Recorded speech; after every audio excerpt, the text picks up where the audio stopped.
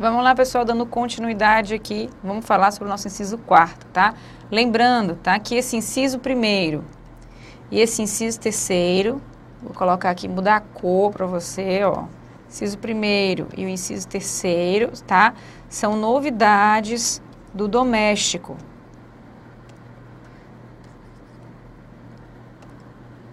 Eu vou assinalando para ti as novidades do doméstico, tá?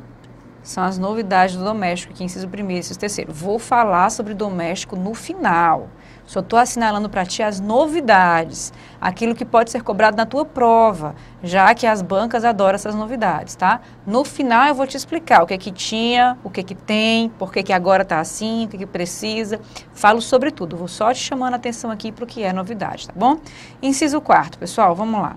Salário mínimo fixado em lei, tá? Então, eu tenho que ter uma lei definindo esse salário mínimo. E aqui é em sentido amplo, inclusive uma medida provisória, né? Há quem diga que pode, que não tem problema. Cai na minha prova, Arsênia, não se preocupe com isso. Sua prova vai ficar aqui no texto da lei. E por que tu tá falando? Porque eu gosto de falar. Pronto.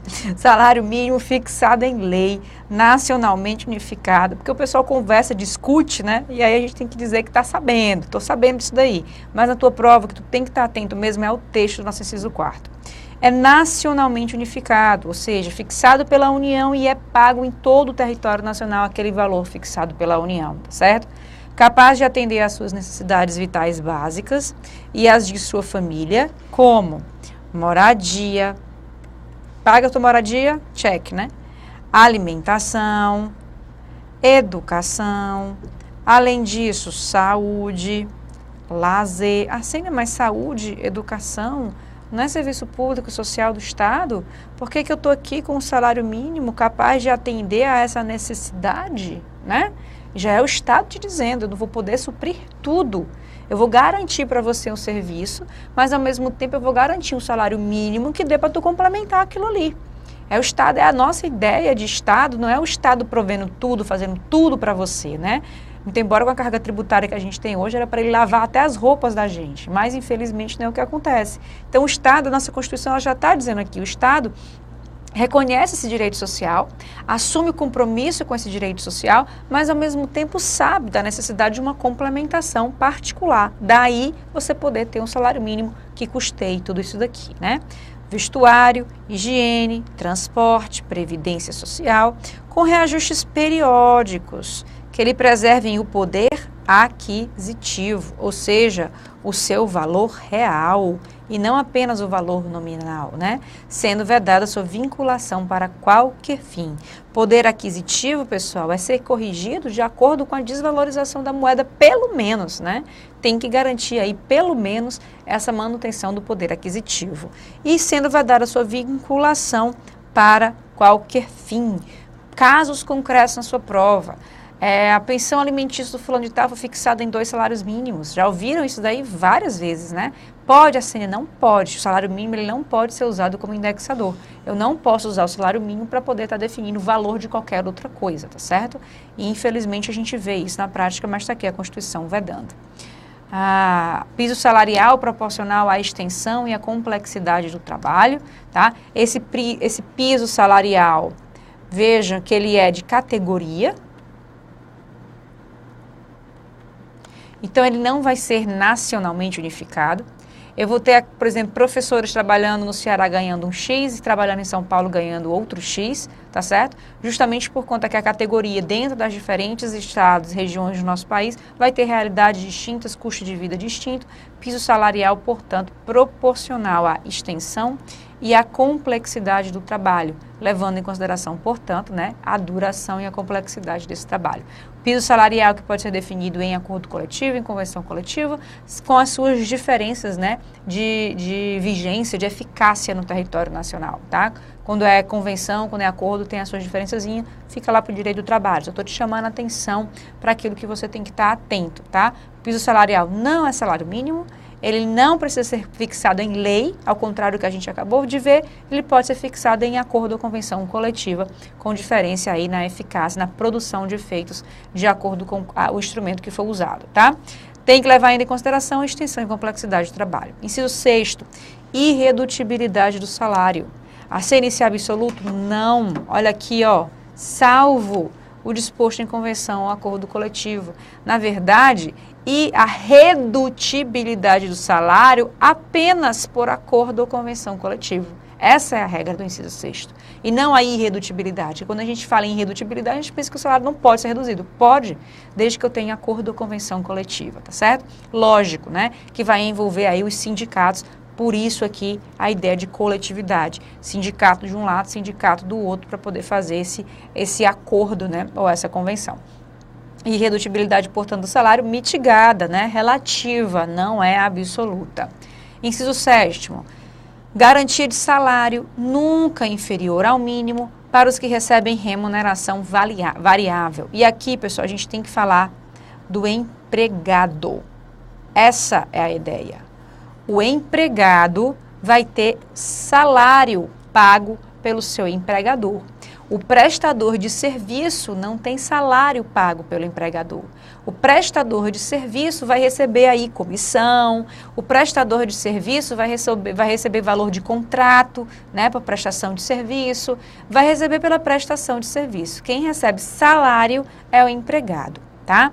Detalhe, outra coisa que a gente tem que entender.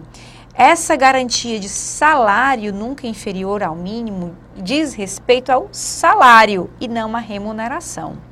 Porque a remuneração de um empregado, ela pode estar sendo baseada em salário mais comissão.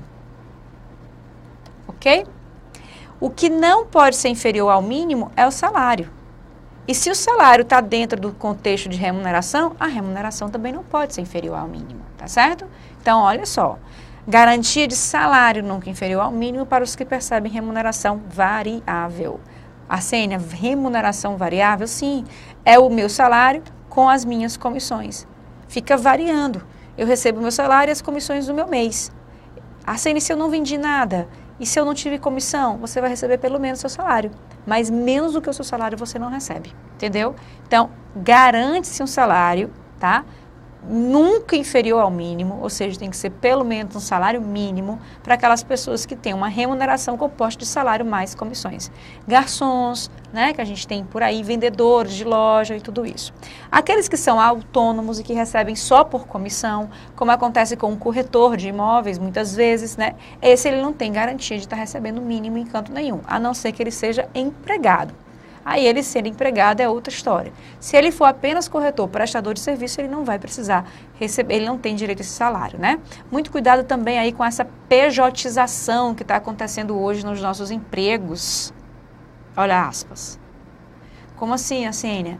Já estou sabendo de manicure trabalhando em salão, tendo que cumprir horário, tendo que se subordinar, com todos os requisitos de uma relação de emprego, obrigadas a abrir pessoa jurídica e funcionar como se fossem prestadoras de serviço. Que é isso, meu povo? Fraude das maiores, né? A moda agora da fraude na Justiça do Trabalho é essa. É a pejotização da nossa relação de emprego. E, em vez de você ser meu empregado, você abre uma pessoa jurídica e vai trabalhar para mim como pessoa jurídica. Só que você cumpre horário, só que você tem regras, normas, tem que estar todo dia, todas aquelas regrinhas, né? Nossas ideias inerentes a uma relação de emprego, né? Muito cuidado aí para você não estar confundindo essa realidade com a teoria. Por isso que eu tenho, às vezes, que dar esses exemplos para você conseguir visualizar o que a norma constitucional está falando. Para o empregado que recebe salário, tá? E esse salário faz parte de uma remuneração que é variável por conta das comissões. Esse cara aqui, por mais que não tenha vendido, por mais que não tenha comissão, ele tem que passar o mês com pelo menos o salário mínimo dele garantido. Fechou? Muito bem. 13º salário com base na remuneração integral ou no valor da aposentadoria, né? Meu 13º salário, ó, remuneração integral, que é o quê? Salário mais a minha comissão. Entra tudo, tá? Na minha ideia de 13º. E caso seja aposentado, no valor da minha aposentadoria, tá? Obviamente que eu vou fazer uma média dos 12 meses. Somo tudo, divido por 12 e defino o meu 13º. Essa é a ideia. Remuneração do aposentado é o salário de dezembro, tá? É repetido. Remuneração do trabalho noturno superior ao diurno. Tá aqui a nossa regrinha que é diferente entre aqueles trabalhadores urbanos e rurais. Olha só o que acontece aqui. A nossa hora noturna, né? Para o urbano, a minha hora noturna é das 22 horas às 5 da manhã. Ok? Das 22 às 5. E essa hora noturna, ela vai ter uma duração de 52 minutos e 30 segundos. Para o meu rural, a hora noturna vai variar. Se eu sou da agropecuária, ou se eu sou da agricultura, ou da pecuária. Da agricultura, pessoal, é de 21 às 5. E da pecuária é de 20 às 4. Essa é a hora noturna. Assim, porque mais cedo do que a agricultura, aí é um bizu de um professor meu, né? Uma frase bestinha, mas que você não esquece nunca. Porque os bichinhos acordam mais cedo. Se os bichinhos acordam mais cedo, você precisa começar a trabalhar mais cedo. Então, a minha hora noturna vai de 20 às 4, para proteger esse trabalhador, né, rural que já vai acordar mais cedo para poder, né, receber aqui o seu adicional noturno. O adicional noturno ele vai ser fixado de acordo com lei, varia de 20% e 25%, dependendo de ser urbano ou rural. Mas para você, o que você tem que estar atento? Qual é a grande questão constitucional envolvendo esse nosso inciso 9º? É que o direito trabalhista que existe igual para o urbano e para o rural é o direito a uma hora noturna superior à diurna. Essa remuneração noturna vai ser superior à diurna. Eu tenho que acrescentar algo a mais. Para uns eu acrescento 20%, para outros eu acrescento 25%, tá? 25% por urbano, 20% por rural. Eu tenho essa minha ideia, pessoal, de acréscimo para poder compensar um trabalho durante a noite. Justamente para não ter aí nenhuma, digamos assim, né, descrédito, tem que estar colocando a pessoa trabalhando até mais não sei quanto. Para desestimular esse empregador de estar usando o trabalho noturno daquele indivíduo, tá? Lembrando que se for hora extra, vai incidir o valor da hora extra e a remuneração do trabalho noturno. A questão constitucional que existe aqui, pessoal, é exatamente em relação ao exercício desse direito, como eu mostrei para ti. O direito existe é igual, mas o exercício dele vai ser diferenciado para urbano e para rural. No que diz respeito à extensão da hora, no que diz respeito ao valor dessa remuneração, no que diz respeito a uma série de detalhes para exercício desse direito trabalhista, tá? Então, remuneração do trabalho noturno superior à do diurno. Inciso 10. Proteção do salário na forma da lei, constituindo crime sua retenção dolosa, tá? Coisa que acontece muito, né? Muito normal isso acontecer. A fulana contrata uma pessoa para trabalhar na casa dela e essa pessoa quebrou um vaso caríssimo. O que a empregadora faz? Olha, esse mês eu não vou pagar seu salário porque você quebrou meu vaso caríssimo. Não pago. Pode acontecer isso, Arsênia? Pode, desde que tenha previsão em acordo. Tá? Aquele acordo escrito que você faz com a sua empregada doméstica, você admite, todo mundo faz, né? Todo mundo assina, tem que ter previsão. E ainda, tá? Não pode reter toda a remuneração da pessoa, porque a pessoa ela vai precisar ter, né, alguma coisa para pagar as contas dela. Então, esse acordo escrito vai ter que fazer previsão para desconto de danos causados pelo empregado e não pode haver uma retenção integral.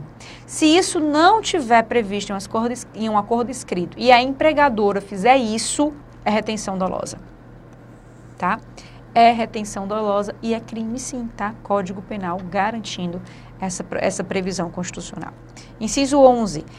Participação nos lucros ou resultados da empresa, não são dos dois.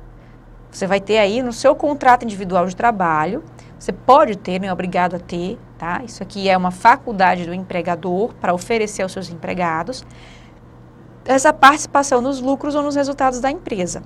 Para que isso aconteça, a Constituição faz apenas uma exigência, que isso seja desvinculado da remuneração. Desvinculado da remuneração. Como assim? O meu salário é de R$2.000. Esse mês eu vou receber participação nos lucros, tá? E aí eu vou ter um acréscimo de R$1.000. Aí o seu empregador fala assim, olha, não vou te pagar mais esses 1.000, porque o teu salário é 2, né? Esse 1.000 extra é extra que tu tá recebendo, então eu não preciso pagar o teu salário todo. Basta eu te pagar 1.000, que aí tu tá recebendo esse extra de 1.000, e aí faz os teus 2.000 de remuneração. Não, não, não, tá? É completamente desvinculado da remuneração. Se você tiver que contribuir alguma coisa, por exemplo, como INSS e FGTS, você não vai recolher em cima desses 1.000. Você recolhe em cima da sua remuneração, tá? Da mesma forma que como o seu 13º é calculado em cima da sua remuneração integral, esse valor de participação nos lucros e resultados não entra no cálculo do 13º, não entra no cálculo de hora extra, não entra no cálculo de nada. É completamente desvinculado da sua remuneração. Nenhum cálculo feito com base na remuneração do empregado, o valor da PLR vai entrar, tá? PLR, P, participação de lucros ou resultados. Geralmente é assim que as empresas vão chamar, ok? E, excepcionalmente, participação na gestão da empresa. Mas tem que ter uma lei definindo como é que vai ser feita essa gestão por parte do empregado, tá? E é excepcionalmente. Só mais uma coisa, para a gente poder continuar. Inciso 11, tu tem que saber o que pode e o que é excepcional. O que pode, a PLR, o que é excepcional, a gestão, tá? Só para você aí não ter perigo de confundir na hora da prova. Salário mínimo pago em razão do dependente do trabalhador de baixa renda nos termos da lei, tá? Aí é a lei que vai falar aí do salário família.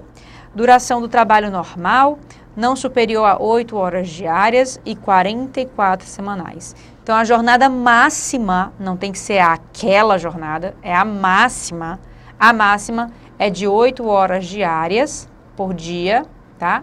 E 44 horas por semana. Daí eu entro aí com o sábado pela manhã, tá? Facultada a compensação de horário e a redução da jornada mediante acordo ou convenção coletiva. Pessoal, essa minha duração de trabalho não tinha para empregada doméstica. Agora, eu já posso dizer que ela tem uma jornada de trabalho, muito embora eu precise de uma lei aí definindo essa jornada de trabalho. Por isso que eu vou ter aí agora direito a hora extra, direito adicional noturno, porque agora eu tenho uma jornada de trabalho definida. Vamos falar sobre isso mais na frente. Outra observação que a gente tem que fazer, básica, tá? Isso daqui é o máximo. Eu posso trabalhar menos do que isso? Posso. E olha só, o teu salário mínimo, ele remunera essa jornada de trabalho, tá? O salário mínimo, ele vai remunerar essa jornada de trabalho. Obviamente, se você trabalha menos, você recebe menos, né? A gente tem aí essas compensações também. Não vou entrar aí nos termos trabalhistas, mas só para você entender o que o salário mínimo está remunerando. Ele está remunerando a jornada máxima trazida pela Constituição Federal, tá? Essa jornada de trabalho, assim, ela pode ser diminuída? Pode. Desde que eu tenha, ó, do mesmo jeito que o salário mínimo, acordo ou convenção coletiva, tá? Ela pode ser reduzida, porque eu estou tendo prejuízo, não precisa produzir tanto, então em vez de 8 horas, meus trabalhadores vão trabalhar 4, mas vão receber metade, mas ninguém perde o emprego. Essas são as garantias que a gente vai funcionando, tá? Além disso daqui, eu posso permitir a compensação de horários, tá? Essa compensação de horários também, digamos, em vez de trabalhar 8 horas na sexta-feira, eu vou trabalhar 8 horas no sábado, em vez de trabalhar 6 horas durante a semana, 8 horas durante a semana, eu vou trabalhar 6 horas durante a semana, e essas 10 horas restantes eu vou botar no fim de semana, enfim, essa compensação de horário de acordo com a necessidade do empregador e dos empregados, sempre através de acordo ou convenção coletiva. Jornada de 6 horas para o trabalho realizado em turnos ininterruptos de revezamento, salvo negociação coletiva, tá? 6 horas, portanto, é aquelas fábricas muito grandes, época de Páscoa, isso é muito comum, as fábricas de chocolate. Trabalha-se 24 horas para poder suprir a demanda, tá? E aí, nessa casa, eu vou ter aí 4 turnos de revezamento de 6 horas, fazendo as minhas 24 horas. Eu vou ter 4 grupos de empregados trabalhando aí ao longo do dia, né? Durante os turnos, permitindo que a minha fábrica trabalhe 24 horas, tá? Salvo negociação coletiva também, sempre permitindo a Constituição aqui uma conversa entre sindicatos para poder garantir o interesse do empregado. Repouso semanal remunerado, preferencialmente aos domingos. FCC adora cobrar que é obrigatoriamente aos domingos. Aí você que não leu a Constituição, não se atentou que folga todos os domingos marca como certo, e não é certo, né? É preferencialmente, portanto. Remuneração do serviço extraordinário superior no mínimo, tá? A 50% do normal. Então, veja o que a Constituição fala. Você tem o valor da sua hora, muito bem, e você fazendo extra, você vai receber pelo menos de 50% do valor da sua hora. Então, se a sua hora é R$10, aí você vai fazer uma hora extra, você vai receber os R$10 da hora trabalhada mais R$5 de hora extra. Fica R$15 aí aquela sua hora trabalhada, tá certo? Então, entra aí, portanto, a minha ideia dos 50%. Lembrando que é mínimo. Eu posso ter lei prevendo mais do que isso, como acontece com o Estatuto da OAB, que prevê 100% a remuneração dos advogados trabalhando em hora extra, né? Tá aí mais um incentivo para você fazer direito. Esse mínimo de 50% é o que a Constituição fala. Se tiver lei querendo mais, não tem problema nenhum. Assim, se o empregador quiser pagar mais sem lei nenhuma, tranquilo, é para favorecer? Pode, sem lei nenhum. Basta um contratozinho fazendo previsão dessa hora extra acima de 50%, tá certo? Não tem problema. Gozo de férias anuais remuneradas com pelo menos 1/3 a mais do que o salário normal. Então, o que acontece com essas suas férias, né? Você trabalhou um ano, né? Você entrou na sua empresa, vamos colocar aqui janeiro. Vamos para uma telazinha que é melhor para você poder entender o que são as férias. Você trabalhou, né? Você entrou na empresa em janeiro de 2014. Aí você trabalha um ano, em janeiro de 2015, tá? Você adquiriu. Você adquiriu o seu direito de férias.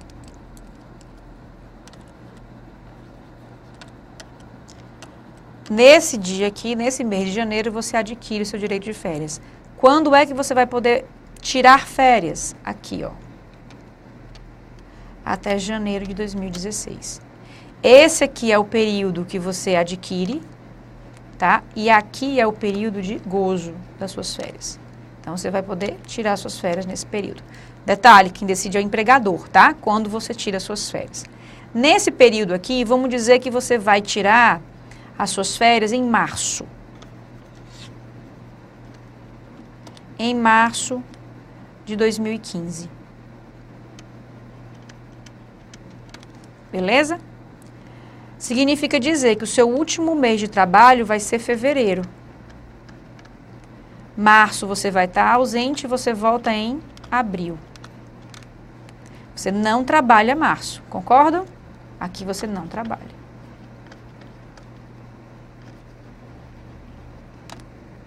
Então, quando você sair de férias aqui em fevereiro, você vai ter trabalhado fevereiro. O que o teu empregador vai te dar? Ele vai te remunerar o mês de fevereiro. Como em março você não vai trabalhar, mas você vai ter que receber, porque está garantido as suas férias. Você recebe também em março. Arsênia, pronto, essas minhas férias? Não. Você recebe o mês de março mais 1/3 do valor referente a março. Então, você sai de férias com o teu salário de fevereiro, que te pagaram, você recebe março antecipado, e em cima do teu salário de março, você vai receber aí 1/3 daquele valor. Esse 1/3 aqui, pessoal, que é realmente as férias. O que você recebe em março, você recebeu antes de sair de férias, porque é como se você tivesse trabalhado. Significa dizer que você volta aqui, ó, no dia 1º de abril, sem receber um tostão, porque você já recebeu aqui, ó, no dia 1º de março. 1º de abril, teu empregador não tem que te pagar nada. Tu vai trabalhar abril todinho, para no dia 1º de maio receber o teu salário de abril. Entendeu? As tuas férias mesmo, a mais que tu está recebendo, é esse 1/3. Você apenas antecipa o salário de março na hora das suas férias. Fechamos? Um mês para fazer gozo dessas férias é o que a nossa CLT traz para a gente. Continuando. Licença gestante sem prejuízo do emprego e do salário, com a duração de 120 dias. Olha como a Constituição foi técnica. Do salário, não é da tua remuneração, né? Porque a tua remuneração é salário mais comissão. O que tu ganha em licença gestante é o salário, que é o que você vai receber todo mês. Porque que a tua comissão não é variável, não depende da tua produtividade, você está de licença, está sem trabalhar. Então, não tem como você receber essas comissões, né? Então, aí sem prejuízo aí do emprego e do salário, com a duração de 120 dias, tá? Essa é a duração da licença gestante. Hoje a gente já tem lei trazendo aí os 180, né? Fica aí a critério das categorias, né? Fazerem essas convenções. Licença paternidade nos termos fixados em lei. Nós não temos ainda lei. E a Constituição Federal, lá nos seus atos, as disposições constitucionais transitórias, diz que a nossa licença paternidade é de 5 dias, tá? Nós não temos ainda lei, inclusive nós temos aí mandados de injunção no STF, exigindo que essa licença paternidade seja regulamentada por força da mudança social hoje, né? Antigamente, 5 dias para um pai que não participava, que tinha preocupação apenas de prover o sustento da casa, a única coisa que ele fazia, né, não tinha problema nenhum, 5 dias dava que sobrava. Mas hoje, onde essa ideia de sustentação da casa está dividida entre marido e mulher e a participação também na educação dos filhos é dividida entre marido e mulher, nada mais justo do que aumentar essa licença paternidade. Obviamente que não vai para 120 dias, né, gente? Porque existe um motivo natural, feminino, né, orgânico da mulher ter que ter licença de 120 dias, né? A amamentação. O homem, né? Felizmente para vocês ou não, eu amo amamentar, amamentei minha filha até 1 ano e 8 meses, então não posso falar de amamentação. Mas para o homem, né, fisiologicamente impossível, não precisa desse tempo tão elástico. Talvez ali um pouco mais para poder ajudar naquele primeiro mês tenebroso, né, em cima, dentro de casa. 5 dias realmente é insuficiente. Inciso 20, proteção do mercado de trabalho da mulher, mediante incentivos específicos no termo da lei, tá? Nós vamos ter aí esse trabalho, esse inciso vindo para a nossa Constituição Federal justamente para poder fazer essa integração da mulher no mercado, exigindo que ela tenha algum tipo de incentivo, como possa levar os filhos ao trabalho e deixar numa creche que está lá no próprio trabalho, ter um momento, enfim, de psicólogo ou de lazer, ou incentivos até mesmo de gratificação, de cursos, enfim, que ela precise fazer, essa proteção do trabalho dela, né? A gente vai ter a licença maternidade e uma estabilidade 1 mês após a licença maternidade, para dizer que a mulher não vai perder emprego naquele momento, assim que ela retornar ao trabalho, enfim, essas necessidades que a mulher, por existir uma natureza diferente e necessidade diferente, realidade diferente, precise usar, né, para proteger o mercado de trabalho dela, né? E muitas vezes a gente ainda acaba bem discriminada, com bastante direitos a menor em relação aos homens, mas eu creio que essa legislação vem avançando cada vez mais, garantindo e reconhecendo essa realidade diferenciada feminina, tá bom? Próxima aula a gente continua aí no nosso inciso 21. Até já já.